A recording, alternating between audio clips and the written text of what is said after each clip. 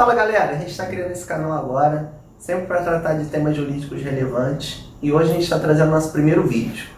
No nosso primeiro vídeo a gente vai tratar de um tema bem interessante, eu quis trazer uma novidade para vocês, e toda semana a gente pretende divulgar um videozinho. Então deixa o seu like, curtir, compartilha e vamos lá para o conteúdo jurídico. Segue a vinheta.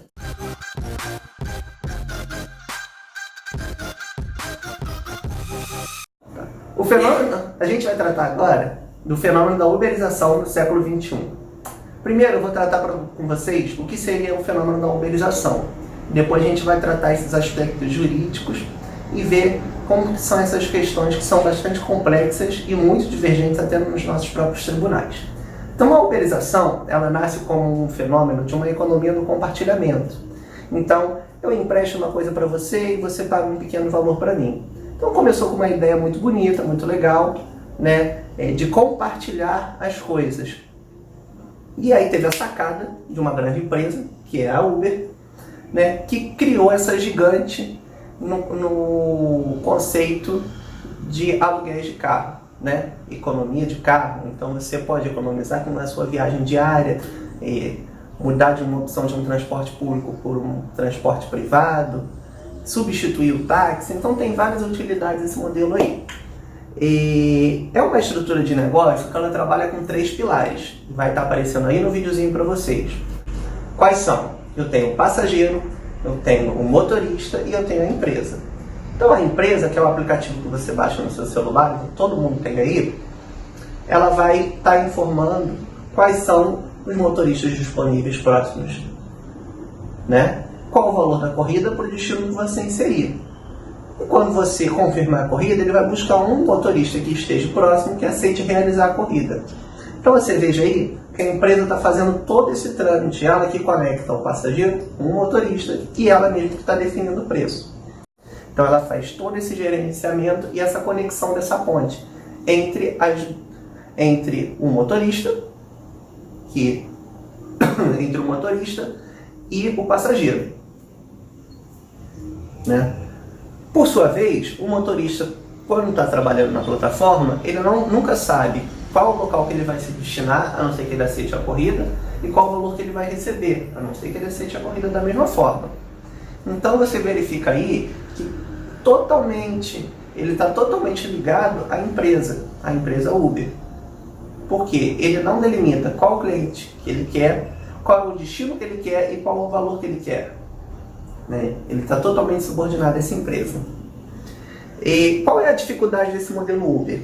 Se alguém tiver curiosidade, eu vou deixar alguns links também no vídeo, para as pessoas poderem estar vendo. É incrível que a Uber cresça assustadores 100, 200, 300, 400%, dependendo do país que ela está oferecendo esse tipo de serviço. E mesmo assim, quando ela faz o fechamento do balanço anual dela, muitas das vezes, na maioria dos países, ela tem prejuízo financeiro.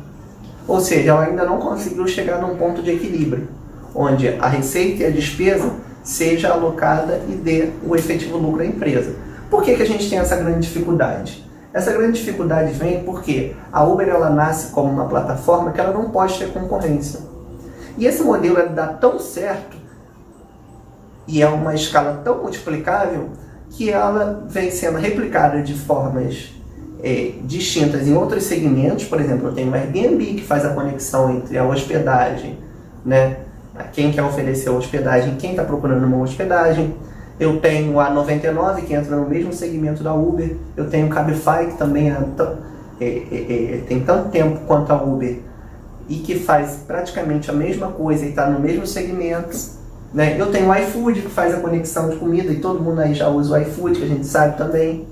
Então, você tem várias empresas que trabalham nessa linha de 3 pilares, que são esses 3 pilares: consumidor, prestador de serviço e a empresa que faz essa conexão toda e recebe uma porcentagem em cima daquilo ali. Quando a gente fala do modelo Uber, muito se discute se existe alguma forma da gente regulamentar, os taxistas reclamam. Então a gente fala da disputa de taxistas e motoristas, se seria uma concorrência desleal. Se a gente analisar especificamente no Brasil e vou falar aqui porque a gente está no Rio de Janeiro, eu sou do Rio de Janeiro, esse vídeo está sendo gravado no Rio, e como que funciona. No Rio de Janeiro, por exemplo, os motoristas de táxi, eles têm isenção, diversas isenções, né? E descontos na compra do veículo, diferentemente do motorista Uber, que não tem isenção e não tem desconto na hora de adquirir o veículo. Então ele paga o valor assim como a gente paga esse valor cheio, que é bem caro. Então assim, a gente não fala numa concorrência desleal porque eles trabalham de formas diferentes, prestam serviços de formas diferentes. O táxi está sempre rodando na cidade, eu posso pegar um táxi a qualquer momento, eu não preciso de uma plataforma que faça essa integração entre o passageiro e o motorista. Né? O táxi, apesar de existir aplicativo de táxi, posso simplesmente pegar um táxi na rua sem qualquer dificuldade, diferente do motorista da Uber, que ela não vai poder prestar esse tipo de serviço. Então eles têm formas distintas de trabalhar. E diante disso, apesar deles, no final das contas, buscarem o mesmo tipo de cliente, né, que é a pessoa que quer se deslocar rapidamente, você vê que tem grandes diferenças quando você analisa a estrutura do negócio. Então por isso que a gente entende que não é uma concorrência desleal, mas é um ponto de vista meu aqui, e isso também é totalmente discutível, tá? A gente vai falar também agora da relação de trabalho e a relação de emprego nesse modelo da Uber. Esse modelo da Uber que eu vou discutir aí com vocês, ele tem uma questão que é a relação de trabalho. Essa relação de trabalho, ela é intimamente ligada ao gênero do trabalho, podendo englobar as relações empregatícias, regidas pela CLT, e as não empregatícias, né? Então, a gente sempre gosta de falar aquela frase quando está estudando direito do trabalho: nem toda relação de trabalho é uma relação de emprego, mas toda relação de emprego é uma relação de trabalho, né? Essa frase é boa para a gente poder entender essa noção de gênero e de espécie.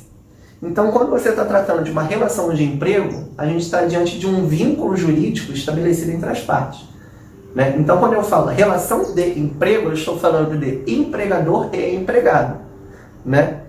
O empregador, eu tenho previsão expressa na CLT, que é o artigo 2º, vai estar aparecendo aí para vocês, e o artigo 3º, quando eu trato do empregado, né? Eu vou falar para vocês, fazer uma rápida leitura do artigo 2º que está aparecendo para vocês aí. Ele considera o empregador empresa individual ou coletiva que, assumindo os riscos da atividade econômica, admite, assalaria, dirige a prestação e a prestação pessoal de serviço. Então tem 3 características aí fundamentais: ele admite, ele assalaria e ele dirige a prestação. Se a gente trazer isso para o modelo da Uber, a Uber ele admite um motorista, porque você tem que fazer um cadastro lá e verificar se você está apto ou não. A empresa faz um filtro, se você realmente pode ser motorista da empresa ou não. Então ele está admitindo. Ele assalaria? De certa forma ele assalaria, porque você só vai receber a tua remuneração a partir do momento que você trabalha. Ele dirige a prestação pessoal de serviço? Dirige, porque é só ele que pode fazer a integração motorista-passageiro. Então, você está começando a criar um conceito de que, olha, o motorista Uber ele pode vir a ser enquadrado pela CLT. Então, isso aí é uma questão muito importante a ser observada.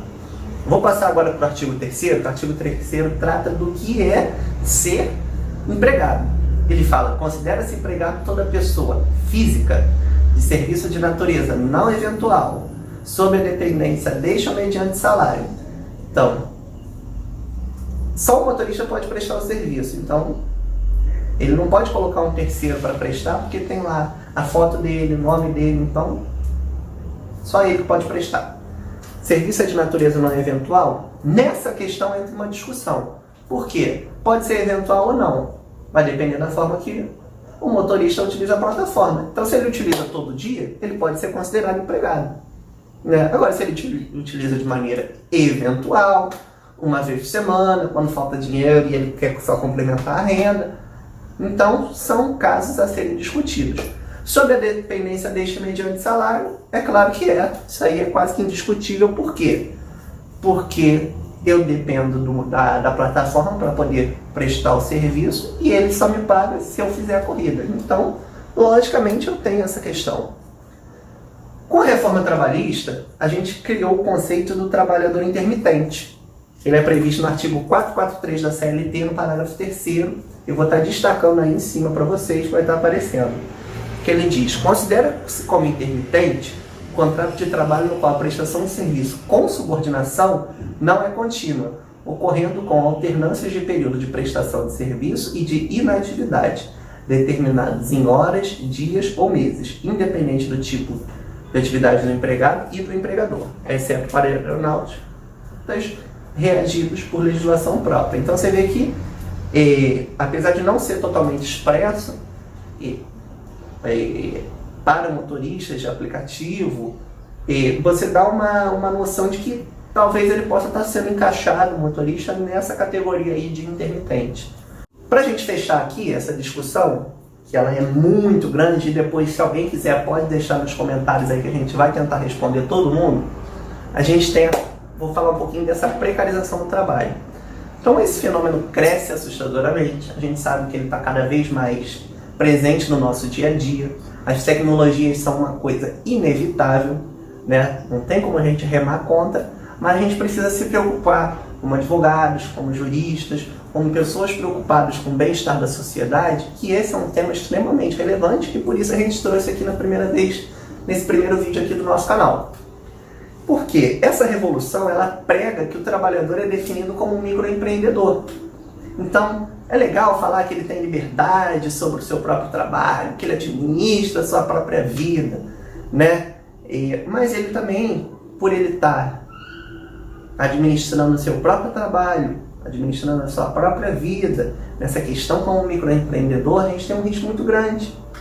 Porque o empreendedor, ele tem uma série de obrigações e que muitas vezes ele desconhece que ele tem, né?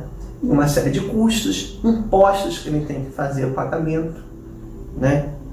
E aí ele não conta muitas das vezes, quando ele está na qualidade de microempreendedor, com os direitos associados à exploração do seu trabalho, porque ele mesmo está gerando o seu trabalho, né? Então o trabalhador, nessa lógica, é colocado num discurso de colaborador.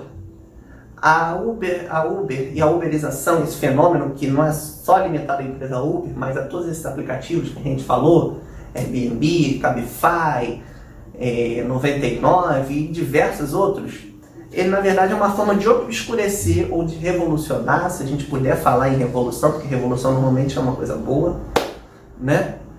Numa exploração do trabalho, tornando precária a condição de trabalhador. Em contrapartida, a empresa só se beneficia. Por que ela só se beneficia?